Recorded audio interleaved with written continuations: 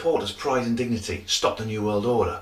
Welcome to Hapanwo TV. I'm actually hiding at the moment on the stairwell because got a little problem. I can't get into my flat right now because it's been taken over by these Muslims. Well, what happened was, basically these guys came in, you know, beards, shirt tails, little skull caps, all shouting Allahu Akbar, death to infidels, and they're basically occupying my flat, and they've got these big knives with them and everything, so I can't go in there. Okay, no, I can't take the camera in and film it, I'm afraid.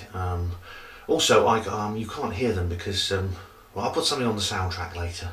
Alright, but just take my word for it, okay? They're there. I don't have to show you, I just have to tell you and you have to believe it, okay? Okay, now this is an update to a video I actually made a couple of years ago. It's called, the original title was Glass Bombed in Burnley Hoax. I've changed that title, or I've put in a little subtitle now because the video has been re-uploaded. What happened was, this all goes back a long way. Okay, a video was uploaded to YouTube called Glass Bombed in Burnley. I put a link in the description box to the video I made at the time, basically reviewing that film.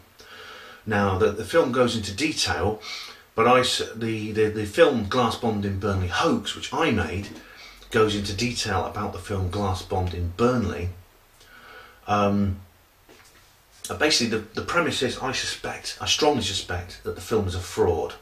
Okay, it supposedly portrays an attack on an American reporter by a gang of Asian youths in Burnley. Now, as I said, I suspect that did not happen, and the film will explain why. So please do watch that film if you haven't seen it already. Okay, because that gives you the details. Okay, now since then, as I said, the original film was taken down. I don't know if the YouTube channel which even runs it seems to have disappeared. Worldwide News Network or whatever has gone. But then, more recently, that film has been re-uploaded. It's been re-uploaded on a new channel with a new title, which is called Burnley Sharia Muslims, or Sharia Muslims in Burnley, or something like that. Okay, and this is why I've sort of changed the title slightly of my video as well, to make sure that people who see it realise. Okay, now the original film, like I said, went viral. This one's gone viral too. It's been put on several different websites. I mean, the original film was uploaded to various channels, including the YouTube channel of the British National Party. It was still there even when I wrote to them and informed them that this was almost certainly a fake. They kept it up there. They didn't take it down. They didn't even reply to my email. And as I said, it's come up there. The video's been uploaded again, and a whole new generation of YouTube viewers are now seeing it, and well, they're seeing my review of the original film. And I've had an awful lot of comments. I mean, people, as I said, the original film, as you can see, if you watch the link in the description box, you'll see that in the original version of this film, the two young women have their faces pixelated. Now, now in the new version, their faces are not pixelated. You can actually see who they are. You can see their faces. Now, among other things, I've been accused of pixelating the faces of the two young women in the first movie, which is absurd. Okay, this is because people never saw that. These are by people who never ever saw the first movie that I made. I've had lots of other comments as well. In fact, there's been a massive number of comments on this video. Almost all of them very negative. Okay, it's very, very strange, you know. I don't know if anyone else has ever had this experience, but you'd think, right, if someone was fooled, there's a saying, isn't there? It's easier to fool someone than to convince them that they've been fooled.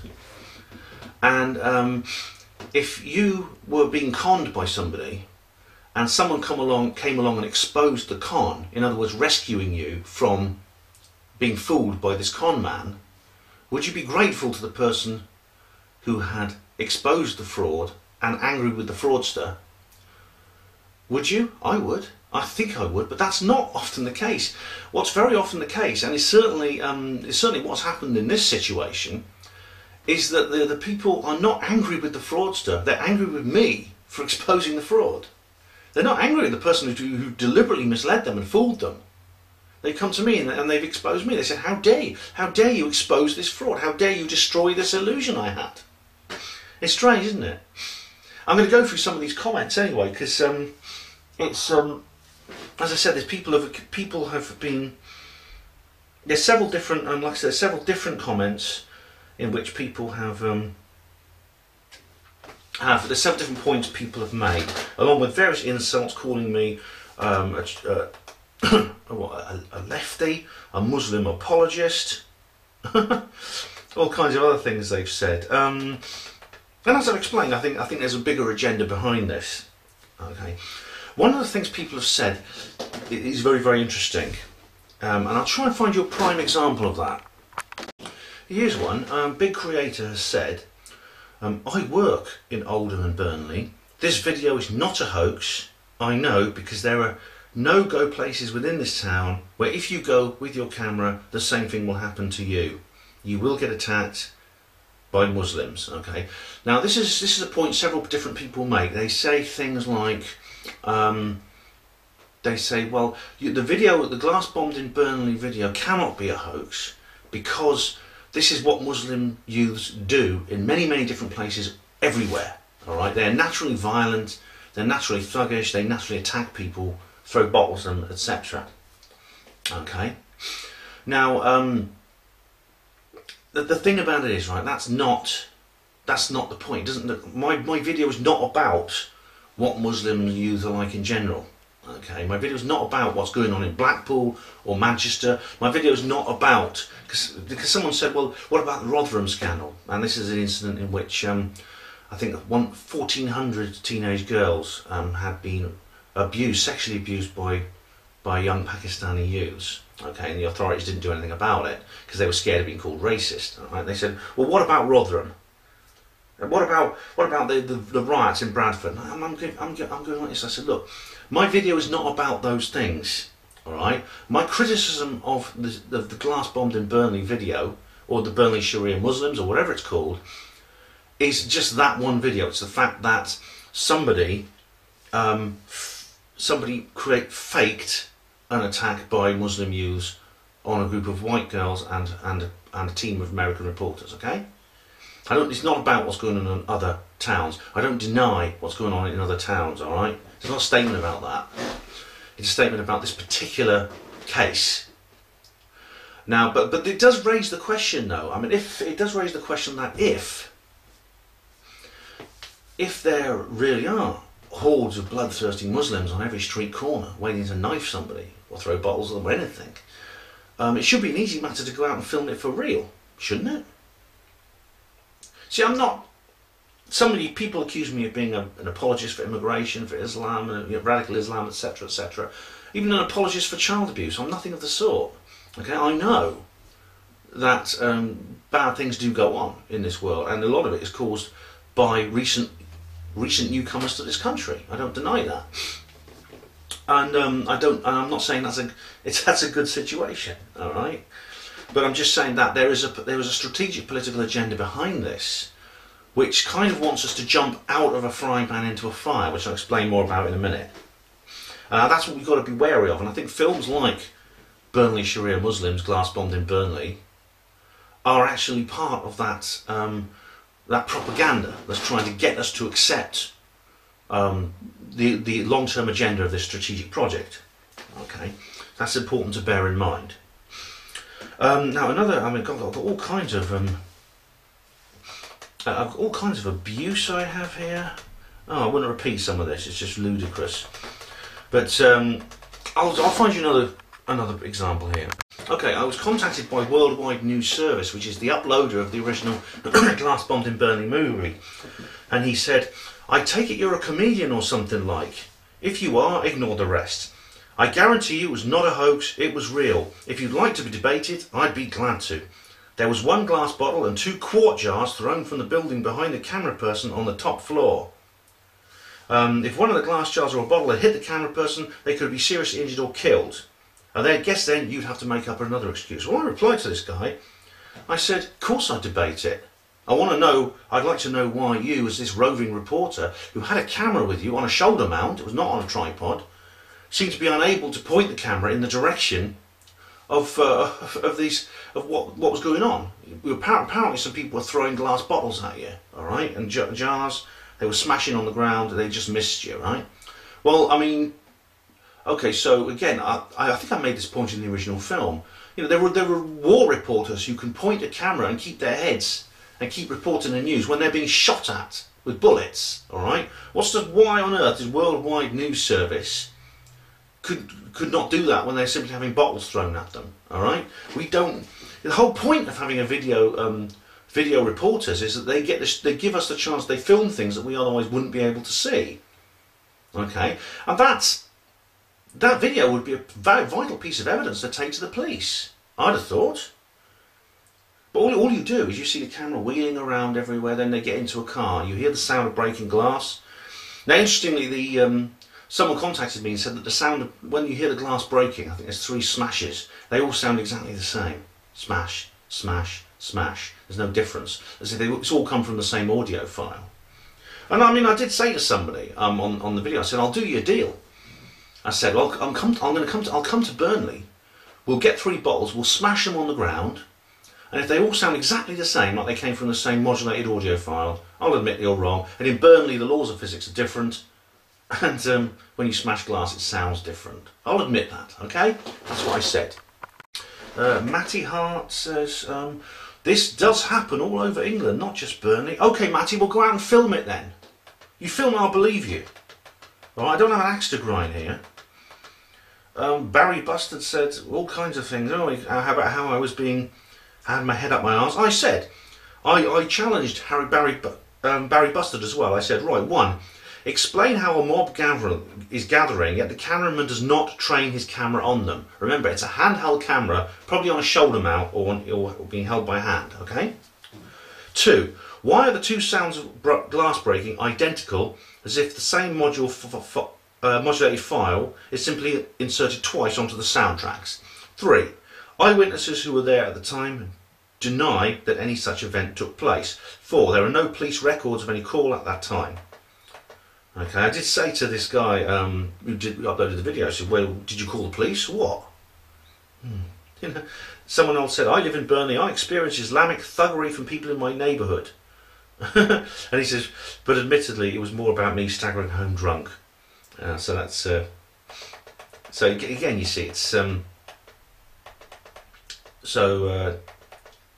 several people have sort of like stood up for me. There's several people who are Muslims who say that they're not thugs, they're not nasty, they wouldn't do that sort of thing. And of course I believe them. I think surely nobody really thinks that all Muslims are evil and are violent. I mean, I live with 3 of them. They're very nice chaps. Oh yeah, here's someone who's saying that I faked it. All right, this is common accusation by several people who've only seen the re-upload without the pixelations. They say that I faked the original video. I put the pixelations over the 2 girls' faces. Well, I didn't. I'll say that for the record now. I didn't. People, surely some of you, regular viewers, will remember the time when I actually uploaded the original video, and you got a chance to see the original video. It was a couple of years ago now. And it's and I get this several times, you know. So I get called a sad little man. I renamed it a little. Well, I renamed it because the original one was renamed, for goodness sake. Here we go, right? Whatever your name is, Ben, I have a question for you. Why show your edited version of this video and retitle it to suit your idiotic lefty views? I suppose if you had any intelligence you could come up with a more fitting title. Glass Bombed has nothing to do with Glass Bombed, you fool. For anyone else interested in seeing what the film was like before Ben faked it. And it's like... and well, first of all, I said to this guy, I don't have lefty views, okay? I'm just concerned about the truth. I'm concerned about the fraudulence and the fraudulent nature of some news reports and some of the information we've been given, okay? That's my only axe to grind here. I don't have a political agenda associated with this. Okay, I'm not pretending that immigration and multiculturalism is a big bed of roses. All right, it's not. But I'm saying that we should. My concern is that people will respond to immigration and multiculturalism in the wrong way, in the way that we're being goaded into responding to it, which eventually will synthesise something even worse. Okay, so that's my concern. That's why I made the video. That's why I'm making this video now. Okay. Oh, it's some guy says that you know that these Muslims are hostile because you see one of them bouncing around like a boxer, getting himself amped up. Well, you see, they do seem quite animated. They're sort of, a couple of them are jumping around, but I don't know. He looks like a sort of like 18-year-old or something. It doesn't really appear. There's no overt hostility there. All right, we see cars parking nearby, and apparently the commentary on the video says they're being boxed in. You also apparently see a mob gathering around them, although the camera never actually points towards this supposed mob. You just see these people on the street saying they're mob. You know, it's like yeah. I'm a Muslim apologist. And this is ridiculous. If you tell a lie, here we go. It's crazy. We're discussing with a Muslim apologist here. He doesn't realise if truth spat him in the face. It's like, do they actually watch the video? Did they watch the video I made? I don't think they did. And Maureen Haley says, oh, here we go. Oh, I'm sorry. I just looked at your reporting and uploads. My mother taught me never to make fun of retards. Please accept my apologies. All sarcasm. And I just say, several other people said something like this. And I say, like, if you agree with me, just admit it. I mean, do these people really think if they call me a retard enough times, their land of make-believe is going to transform into reality? They really do. Several other people have said I live down the road from these people. They never do such a thing. I've been contacted by a couple of people who say they know some of the young Asian lads who appear in the film, the Muslim boys. And this is probably this sums it up really. Ben, I would disagree with you in the comment of this video being a hoax. I currently live in Burnley, within half a mile of the Duke Bar area. I can confirm with you and the rest of YouTube that this sort of thing would happen at Duke Bar. I have genuinely had to create a new Google account to hide my full name because I fear that my identity was public. I would be beaten and possibly murdered. The women who were interviewed are telling the truth. This is what happens. Young girls aged 13, 14 and 15 are groomed in the area. I personally know of a girl who was aged 14 being chased by Muslims. The police did nothing about it when reported. Specifically, it's the younger male Muslims are that problem. They will crowd around you, and if you are questioning their beliefs, they will respond with aggression and violence. The majority of Muslims are good. I never have troubles with them at work, and the majority of them are polite and kind, but wait until they don't have to be professional to keep their job. When I get out of work, they're above the law, driving on the other side of the road, etc., etc. Please don't question or disbelieve articles until you've experienced it in person, where you must have a low population, where you live must have a low population of Muslims. Give it 5 to 10 years and you'll go to disapprove of their actions as they descend on you and your town. Right, well, firstly I'd say to this guy, he's called Burnley Citizen, if this kind of thing is a regular occurrence in your area, I'll make this point again. Go out and film it for real. Get a camera, go out and film it, alright? Wear a disguise if you have to. Do it any way you can. For goodness sake, there are people who film mafia meetings, alright? And they have the guts to go and do that. You have no problem going out just surreptitiously filming whatever's going on and taking it to the police. Okay? Again, they talk about the young girls being groomed, right? Age 13, 14, 15 are groomed by 14 to 30-year-old Pakistanis and Muslim men. All right, I'm not denying that's true. I'm not denying that's true. I'm just saying that a particular film was faked in order to project this image. And if something is true, normally you don't have to fake something to project it. So go out and film it for real. Please, and he says, don't question or disbelieve articles till you've experienced it in person. Where you live must have a low population of Muslims. How do you know that? You don't know that, you assume it. Right, where I live does have a high population of Muslims, right? And it does have its problems. I don't deny that. But this person is assuming this because it fits. They need to project me. They need to sort of like categorise me into an area of some milquetoast who doesn't understand what's really going on in this world. So I must live in an all-white area. Otherwise, how could I be so naive? But it's an assumption. It's a convenient assumption on his part. Truth of the matter is, I don't. I went to a school where there were lots of Asians, and yeah, it does have its problems, like I said. But as I'm going to explain, exactly why we must not we must be careful how we react to that.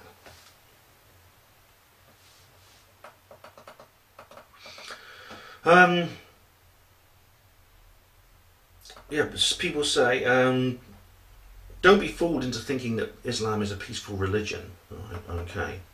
Well, what kind of Islam are you talking about? This is another important point, okay? Because we're living in a world in which, where Muslims actually have a wide variety of different beliefs. There's the Holy Quran and the fundamentals of Islam. But like Christians, they vary an awful lot. There are people like the Sufis, who are they're the kind of Teletubbies of the Muslim world. They're the last people to plant a bomb on anybody. They never cut anyone's head off. They just spend all their time dancing around in circles to go into an altered state of consciousness. It's interesting actually that the British government actually blocked a Sufi mission from Syria come into Britain, and I'm going to say some more about that in a minute. There we go. Can you post a picture of yourself, Ben? I'd like to show my wife she's never seen a talking arsehole before. Again, you see, it's just more... They're talking about Rotherham here. Sorry to disagree, Ben, but you sound like Yorkshire police attitude. Towards 1,400 girls raped and groomed in Rotherham recently.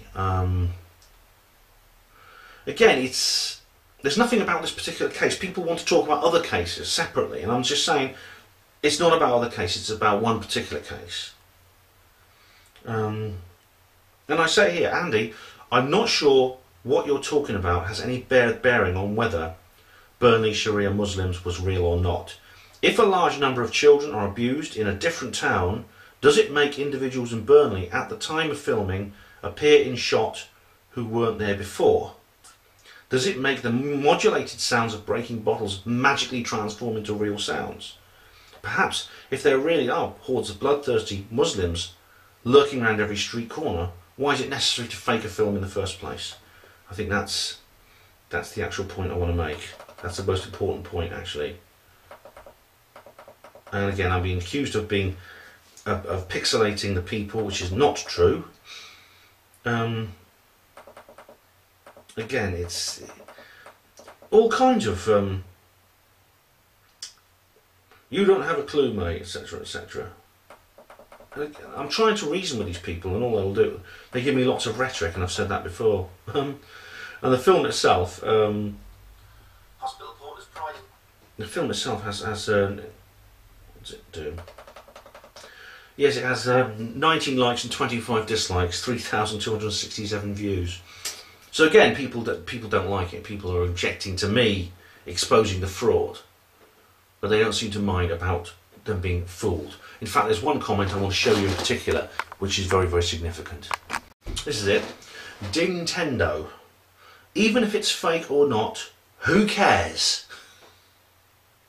It still shows the point that this is happening all over England, and it's fucking stupid. If you don't like our laws or how we celebrate our holidays, please fuck off back where you came from. This is unbelievable. It doesn't matter whether it's fake or not. It just shows what's going on. This is really a remarkable thing to say. It's almost like this person believes in the idea of the Platonic noble myth. You can go out and say something that's false. You can go out and lie. It doesn't matter as long as it's promoting the idea you want to promote. I've never understood that. I really haven't understood that. But that kind of sums up, I think, a lot of the objection that people have actually had to what I did. I don't apologise for what I did. I think I did the right thing. I think I've exposed a fraud. I've done my best to try and explain to people why it's a fraud. and I don't think this has any bearing on any other cases that have taken place. I don't understand why this somehow means I don't care about the victims of Rotherham. I don't care about people getting attacked on the streets, okay? And I don't care about people getting their heads cut off, etc., etc. I don't understand that. If you really think that you have to uphold a lie in order to promote an ideology, then you're in a serious danger of falling into what is effectively the political equivalent of a religious cult, which is every bit as much a cult as radical Islam. Okay, I'm back in my flat now. I've managed to clean up the mess, all the dead bodies and other things that these Sharia Muslims left behind when they departed. This is now under jurisdiction of the Christian Patrol, so everything's fine. Vote Britain first, yeah. So, what is the underlying issue at stake here? All right, why have I made such an issue over this? Why have I made such a fuss about this? Why do I object to being conned in this way?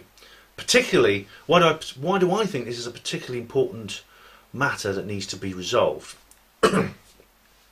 Firstly, as I say, I'm not some placard waving leftist. All right, I'm not trying to persuade you that mass immigration is a good thing. I'm not trying to laud the supposed benefits of multiculturalism, because there are no benefits of it.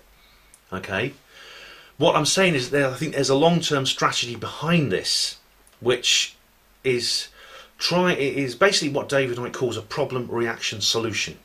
And this is where, if you want to bring in some kind of unpopular policy, which you know your people will not accept, you're in government, you want to bring this policy in, what do?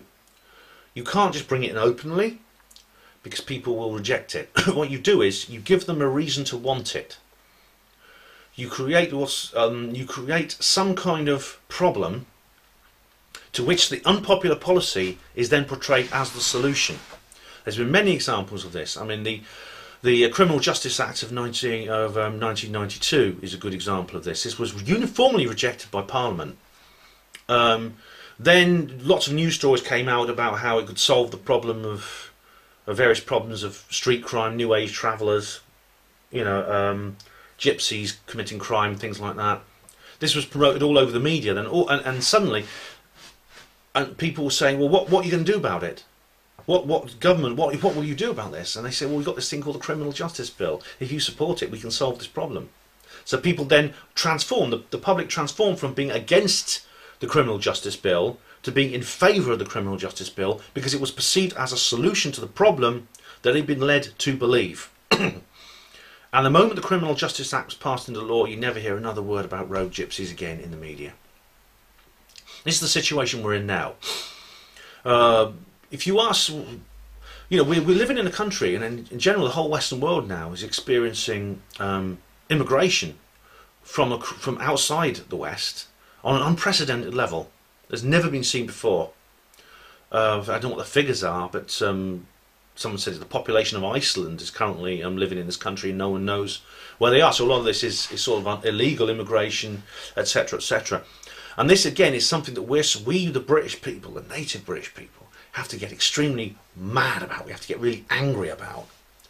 And so we're going to go to the government and say, well, what are you going to do about this? Something must be done. Now, the government currently are doing nothing about it. They're not doing it. Now, a lot of the perception is that, well, they're just too weak, they're too feeble, they won't do anything about it because they can't be bothered, or they're scared of being called racist, or etc., etc., etc. Now, that's not true. I mean, and another thing that's not true, it's not something, because most of this immigration happened after Blair got elected in 1997.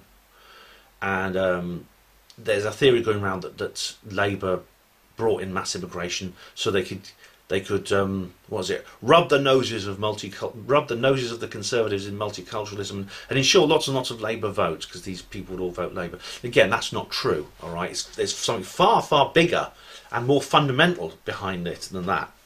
What they're doing is they want fundamental changes in society which will not be agreed upon until people can be persuaded that they're in our best interests. These are changes so fundamental and would otherwise be so unwelcome that the British public would reject them, just like they did the Criminal Justice Act, but far, far more vehemently. This is far, far more reaching.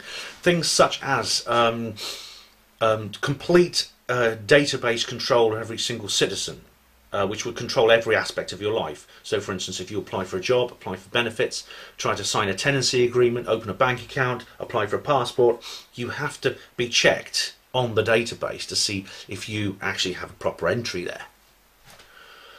There'll be the universal surveillance, CCTV. This is why the false flag attacks on July the 7th, 2005 took place. This is why that happened.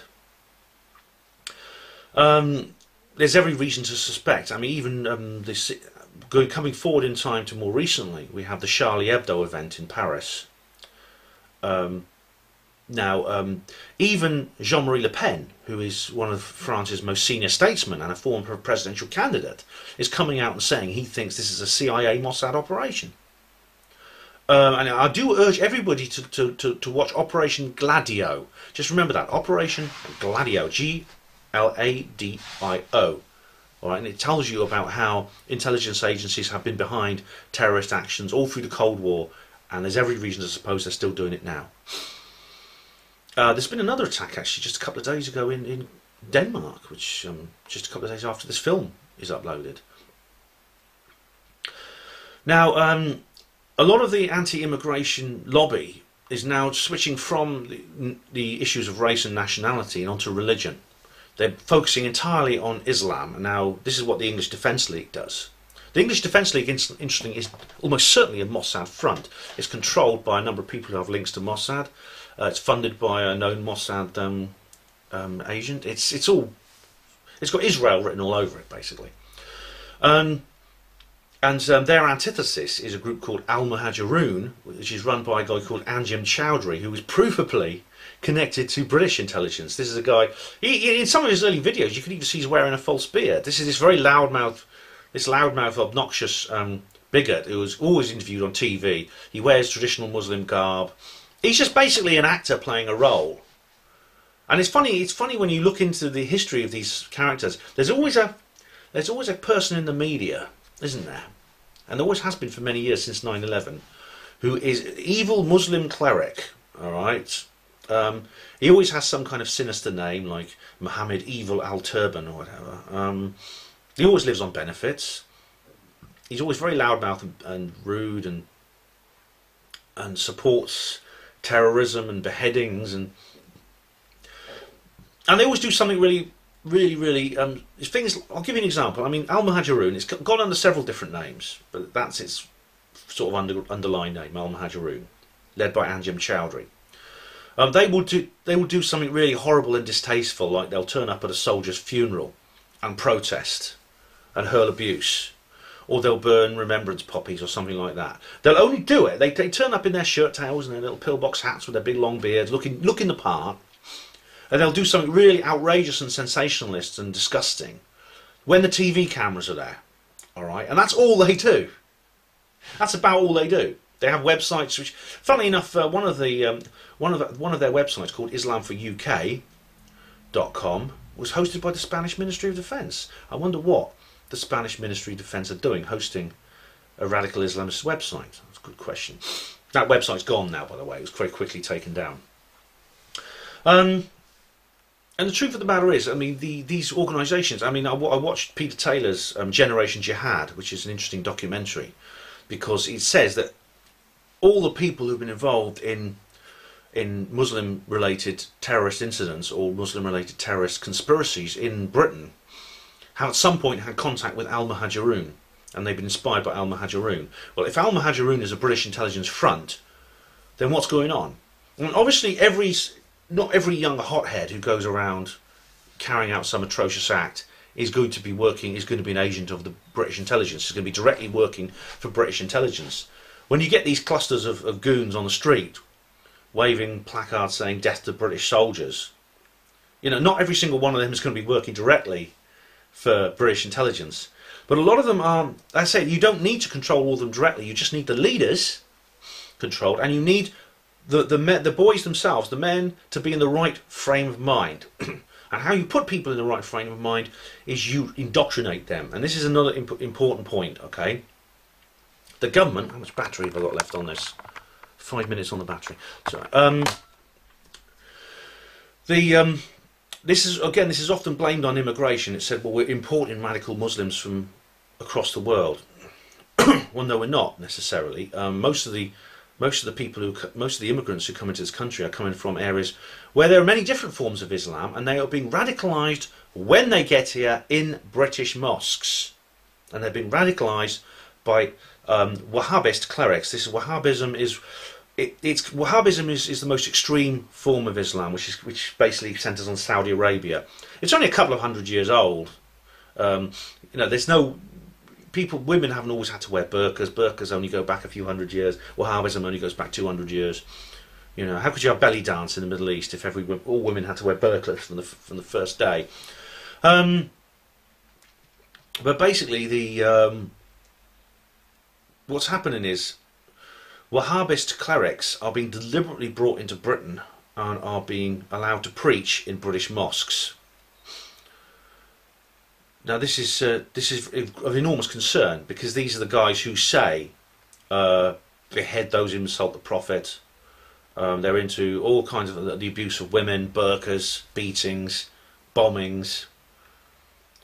So these guys are being brought into this country to preach in British mosques, to deliberately sort of like alter the climate of the new generation of Muslims in Britain into a form of extreme radicalism. When, if you look at older Muslims, tend to be more moderate. The old guy who runs the corner shop, he usually wears Western clothes. His wife will wear a sari with a little headscarf. Okay, these are the older Muslims, but their sons and their grandchildren are going into mosques and they're hearing these nut jobs talking, who are being deliberately brought into this country, and they are and they're being radicalised. We hear this term all the time, radicalised. Well, the question is, well, if they're being radicalised here, for what purpose? I'll be back in a sec. I've just got to get the power lead because I'm running out of battery. Okay, well, this is where films like Sharia, Burnley, Sharia Muslims come into it. Okay, this is where films like that come in. Because I think the government want a civil war. They want a civil war in this country where they can step in and bring in they want things to get so bad that there's a civil war, and they bring in fundamental changes to society. That's what the goal is. This is what I mean when I say they want us to jump out of a frying pan into the fire. You think it's bad now? It's nothing compared to what the government have in store for us if we let them get away with it. And they want a war between radical Islam and the rest of us. They want a massive war. I used to think this is all about globalisation and about homogenising all cultures, so there's no individual cultures left. And maybe there is an element to that. Okay, but I think they're looking to glean the reaction. They're looking to control the response to the response to the spread of multiculturalism. So they can harness that to an agenda to create something much worse. It's a problem, reaction, solution. So the government are not just allowing Wahhabist clerics to preach in British mosques, they are installing them in British mosques so they can create a radical Islamist culture in this country, so that they have one side of the civil war. The other side is everybody else.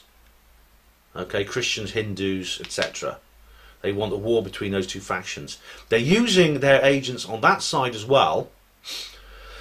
In the English Defence League, the British National Party is led by Nick Griffin, who attended Trinity College, Cambridge, which is a hotbed of recruitment in the intelligence services. The Cambridge spies went to Trinity. Alistair Crowley went to Trinity. He worked for British intelligence as well. The Cambridge spies, of course, being what their name, Blunt, Philby, Burgess, and the other one, Maclean. And there was a fifth man no one ever caught. But these guys worked for Soviet intelligence supposedly, but they were probably double agents. They thought they were working for the KGB, but they were actually probably working for the other side, in the Cold War. But basically, Trinity College is where MI5 and MI6 and the other intelligence agencies recruit a lot of their young agents. So perhaps Nick Griffin was one of them. How we respond to this is very, very important indeed. Firstly, we must not get angry with individual people. All right, we must not. If you know any Muslims or you know any foreigners from Africa or Philippines or anywhere else, don't get angry with them. All right, they're not doing anything wrong, in the sense they're not doing anything that you or I wouldn't do in their shoes. All right, if there was a country we could move to where we could earn 10 times as much money for doing the same work, we'd be on the first plane. Let's face it. They're only doing what's best for their own self-interests. A lot of them have family. They want to create a good life for their family, just like the rest of us. Don't get angry with the immigrants. Don't start blaming them personally. Okay. So we must break through that resentment, because the resentment, personal resentment against immigrants, is part of this agenda for a civil war. They want us to carry out attacks against them. They want them to carry attacks against us. They want sort of like low-level guerrilla fighting before the real war begins. The solution, of course, is, well, the thing about you is you've got to ask yourself, I mean, why the reason so many people come in here is not for the British weather. The reason they're coming here is because they can live a better life here, as I said. So why is that? Why is it you can live a better life in one part of the world so much more than in another part of the world? Why is it that there is this West and why is there this third world? Because I've explained in previous video, they want to build this iron curtain between the two, which is part of this New World Order agenda. Why? So why is there this discrepancy? And the reason is it's got a lot to do with the political systems, the economic systems, and you know, if you, for instance, if the World Bank would relinquish all its debt, the debt it has the third world countries in, that would improve life enormously for them. If you stop these manipulating wars that keep breaking out wherever oil gets struck, like in Darfur and other places, wherever you strike oil, a war always breaks out. Stop these manipulated wars. And then, of course, I think that on its own would probably do the trick before you go into areas like free energy. If you declassify free energy, for reasons I've explained, then you could have abundance for everybody, because you could have all the farmland you wanted in the middle of the desert. You could pump the water for no money at all from the sea. You could desalinate it, turn it into fresh water, pump it wherever you wanted inland for no money. You could use terra preta, this fertilizer, which increases the yield of farmland a dozenfold. It says there's enough food for everyone, there's enough resources. A lot of the poorest countries in the world have the most resources. So there are all kinds of solutions to this problem involving, again, it comes back to UFOs and energy politics. And that's the video I was going to upload and I haven't uploaded it yet. I'm sorry, I will upload it, alright. But look to the next video that I upload, alright, because it's about energy politics and UFOs. That is another example of what we can do to end poverty and deprivation across the world. So if you bring those in, all right, no one's going to hang around here. They're going to want to go back home to their families. All right. So this is the way you solve the problem without creating the civil war, without the controlled response that the government want. There are plenty of solutions, all right, without going down into their controlled response. You don't have to round people up, send them home. You don't have to microchip everybody. You don't need big labour camps for everyone, and where everyone's got a designated role and there's a microchip in the back of their neck. You scan, and so nothing can be done without permission from the government database. You don't need any of that, okay? You don't need to force people out of the country if they can have as good a life in their homelands as they can here. If anything, I think in the post-Illuminati world, it could be that it's the warm countries in the tropics that are going to have the immigration problem, because people like me who live in the cold, bitter, temperate and polar regions will want to go and get our little place in the sun.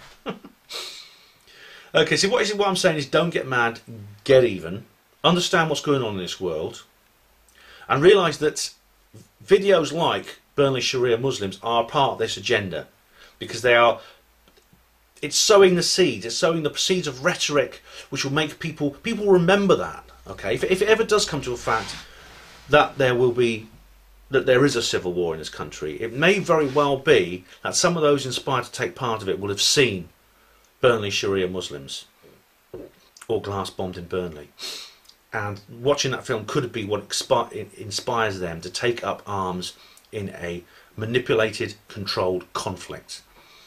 And the only way of giving them a moment of pause, making them see the bigger picture and realise how they're being manipulated like a puppet on a string, is if you give them the other side of the story. You explain the fraud. And we've all got to do this. We've all got to look out for these little scams wherever they appear.